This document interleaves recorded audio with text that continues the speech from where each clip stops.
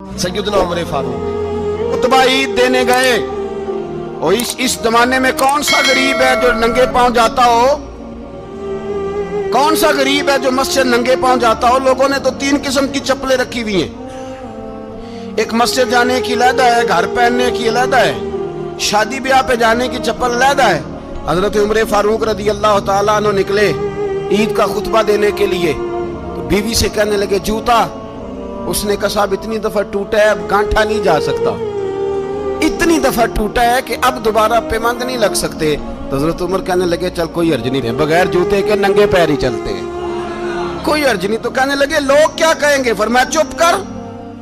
लोग जिस दिन उमर ने ये देख लिया ना लोग उसके बारे में क्या कहते हैं, उस दिन उमर उमर नहीं रहेगा। तो कहा फिर आपका नजरिया क्या है? फरमाया मेरा नजरिया ये है कि रब रसूल मेरे बारे में क्या कहते हैं। लोगों का क्या है? लोग कल किसी के बारे में कुछ कहते हैं और परसों कुछ कहते हैं। मेरा नजरिया ये है कि रब रसूल मेरे बारे में नंगे पैर उमर जा रहे हैं। कौन जी? मैं बड़ा माड़ा। अच्छा जनाब क्या क्या गुर्बत है? 10 किस्म के जोड़े लटके हुए हैं कमरे में और पहनने की फुर्सत नहीं। सवेरे क्या पहनना है, शाम क्या पहनना है, 15-15 सूट कट्ठे इस्त्री होके लॉन्ड्री वाला भेज रहा है और तू गरीब है। तू बहुत बड़ा गरीब है, इसलिए कि गुर्बत पैसों की वजह से नहीं होती, गुर्बत तो दिल की होती है।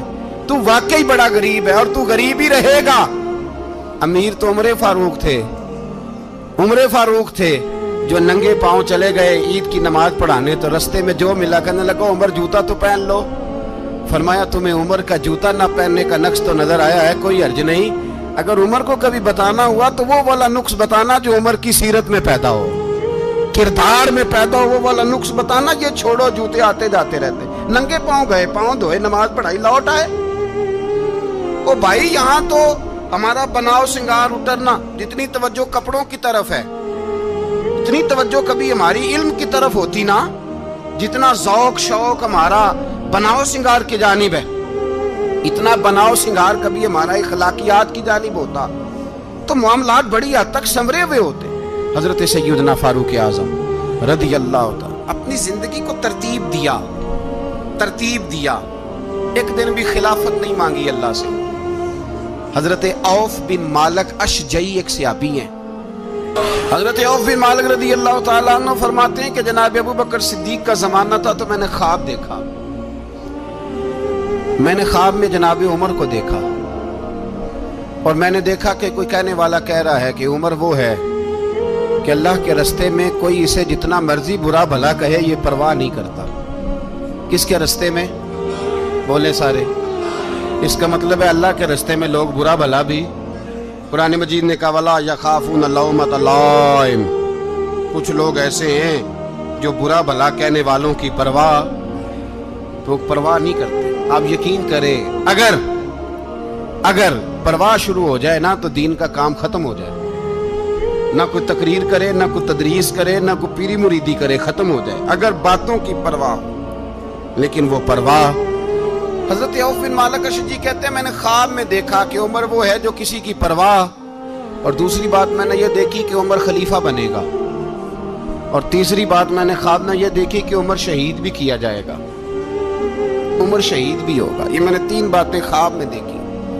फरमाते हैं मैंने आके ख्वाब हजरत अबू बकर सिद्दीक को सुनाई, वो खलीफा थे। वो कहने लगे ठहर जा, मैं उमर को बुलाता हूँ, उसके सामने दोबारा सुनाना। उसके सामने फरमाते मैंने बुलाया हजरत उमर फारूक को, आके बैठे। ख्वाब शुरू हुआ का एक बात तो मैंने ये देखी कि आप मलामत करने वाले की परवाह नहीं करते, दूसरा आप खलीफा बनेंगे। जनाब उमर कहने लगे चुप कर, अबू बकर के सामने ही कह रहा है, चुप कर, खलीफा के सामने ही कह रहा है।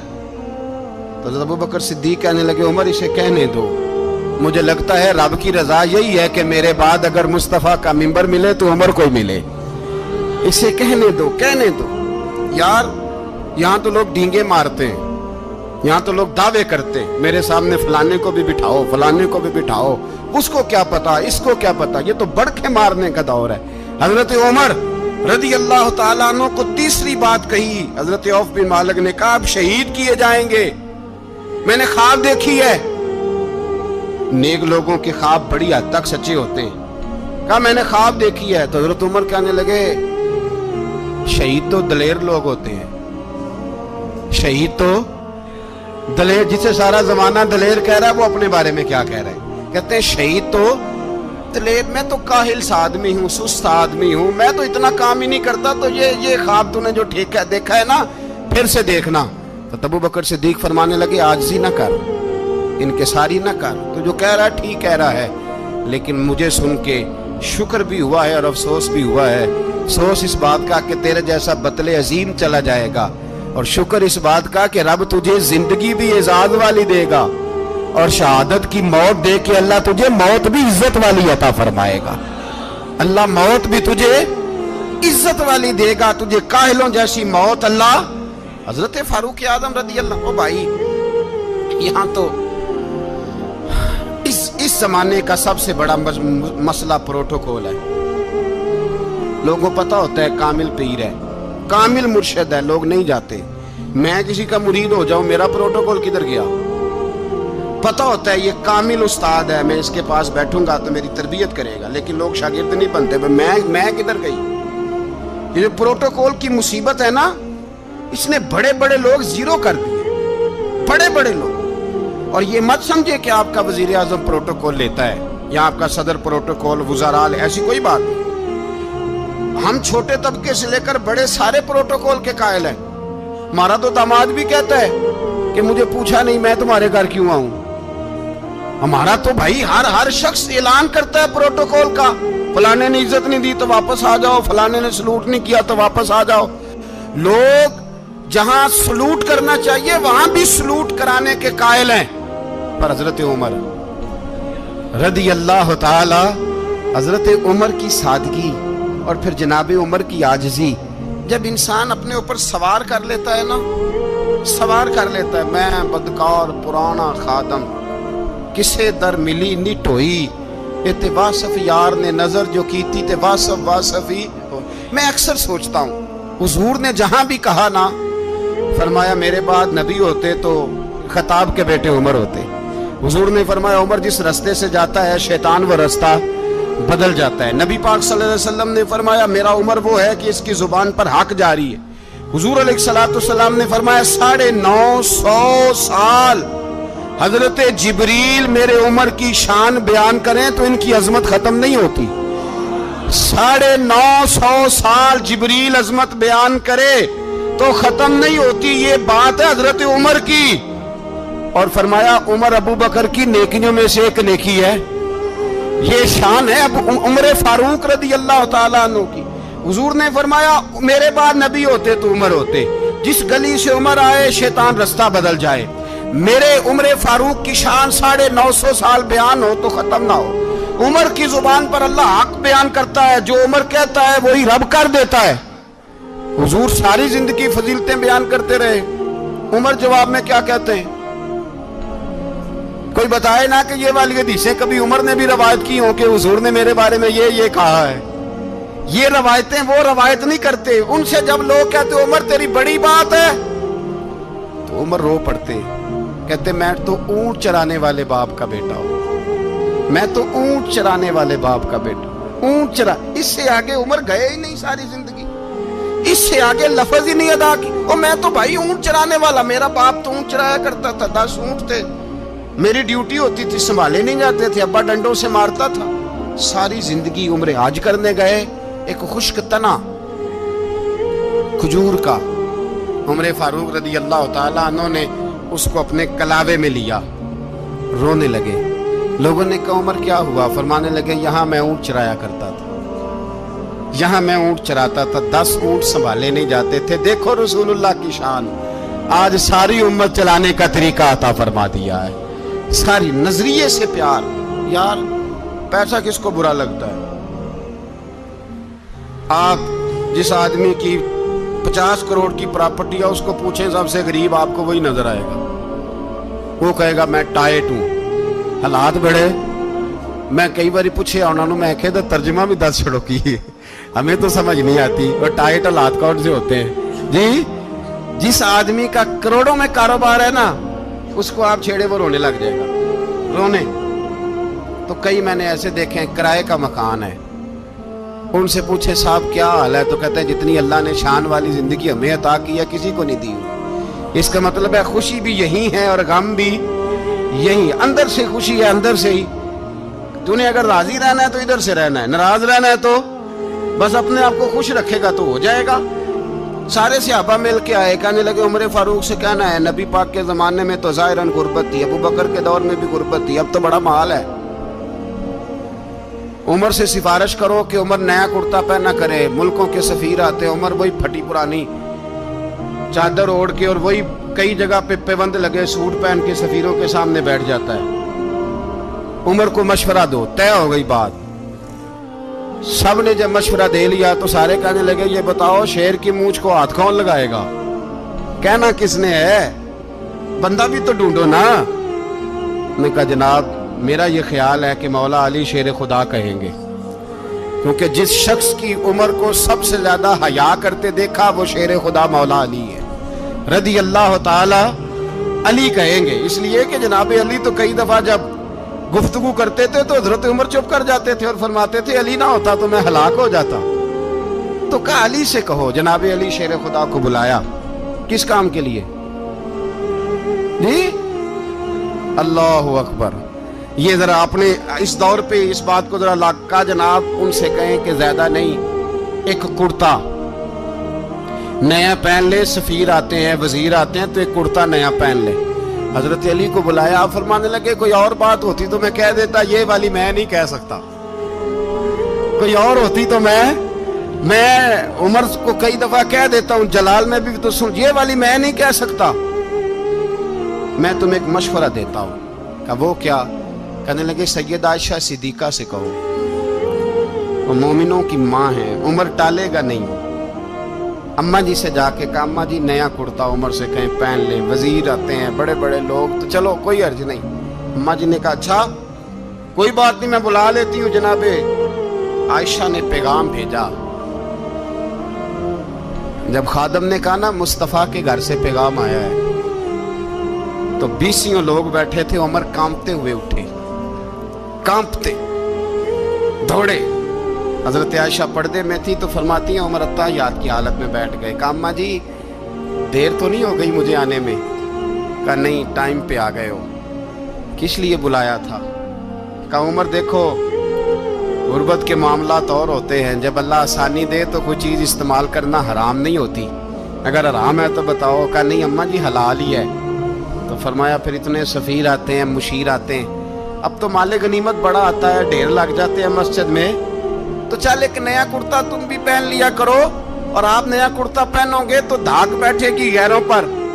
तो सहाबा का मशवरा है कि आप नया लिबास पहने। अम्मा जी कहती है मैंने हुक्म दिया तो उमर चुप कर गए, गर्दन झुक गई। थोड़ी देर के बाद सैयदना उमर फारूक ने सर उठाया तो दाढ़ी पे आंसू गिर रहे थे, रो पड़े। कहने लगे पाक महबूब की पाक बीवी जैसे हुक्म करती हो मैं हाजिर हूँ, पर मुझे वो वाला लिबास पहनाना जो मेरे मुस्तफ़ा ने पसंद फरमाया है। सैयदना उमर फारूक मेरे नबी पाक अलैहिस्सलाम ने फरमाया फरिश्ते 950 साल मेरे उमर की शान बयान करें तो खत्म नहीं हो सकती। इतना बड़ा शख्स उमर फारूक, इतना बड़ा आदमी। एक दिन ऐलान किया उमर फारूक ने, लोगों मस्जिद में आओ बात करनी है। अमीरुल मोमिनीन का पैगाम है सारे मस्जिद में आ जाए। खचाखच मस्जिद नबी सहाबा से भर गई। और ऐसा जब ऐलान होता था तो सहाबा दौड़ के आते थे, शायद को जंग है, शायद किसी ने हमला कर दिया है, शायद कोई नई बात है। दौड़े आए लोग, मस्जिद नबी खचाखच भर गई। सैयदना फारूक आज़म रदी अल्लाह ताला अन्हु मिंबर पे बैठे। हजरत अब्दुर्रहमान इब्न औफ रदी अल्लाह ताला अन्हु फरमाते हैं कि सहाबा तजस्सुस के देख रहे हैं कि पता नहीं किसी तरफ से पैगाम नहीं आ गया, कोई काफिर हमला नहीं करने लगा, अल्लाह जाने क्या हुआ है, बड़ी परेशानी है। उमर बैठे अल्लाह की हम्द की, नबी पाक सल्लल्लाहु अलैहि वसल्लम पर दुरूद पढ़ा और फिर उमर फारूक बोले, फरमाने लगे मैं जब मक्के में रहता था ना तो कभी घर में कहत आ जाता था, कभी कहत आता था घर में, बकरियों के दूध खुश्क हो जाते थे, गंदम नहीं मिलती थी, पानी नहीं होता था। तो फरमाया मेरी अम्मा मुझे खाला के घर भेज देती थी। कबीला बनु मखजूम, उस कबीले में मेरी खाला की शादी हुई थी तो वो मालदार लोग थे। ان کے پاس زیادہ بکریاں، زیادہ اونٹ، زیادہ گائیں، زیادہ کھیت تھے۔ حضرت عمر فاروق فرمانے لگے میں ان کے گھر جاتا تو میرے خالو سمجھ جاتے کہ عمر کو اس لیے بھیجا گیا ہے کہ قحط آ گیا ہے۔ فرماتے ہیں وہ مجھے سویرے بکریاں چرانے لے جاتے، شام تک میں ان کی بکریاں چراتا ہوں۔ امیر المومنین عمر، ایک طرف مسئلہ یہ ہے کہ کیسر و کسرا کی دیواریں ہل رہی ہیں عمر کے نعروں سے، اور ادھر عمر منبر پہ بیٹھ کے خطبے دے رہے ہیں۔ فرماتے ہیں میں بکریاں چراتا، شام تک خالہ کے گھر جا کے مزدوری کرتا، اور فرماتے ہیں شام ہوتی تو ایک مٹھی کشمش مجھے دیتے وہ۔ آپ فرماتے ہیں میں بڑے قد والا تھا، ایک مٹھی کشمش ملتی ہے، کبھی ایک مٹھی کھجوریں، میں شام کو کھا کے سو جاتا۔ کئی مہینے یوں ہی گزرتے تو میری اماں کا پیغام آتا کہ حالات صحیح ہو گیا، میرے بیٹے کو بھیج دو۔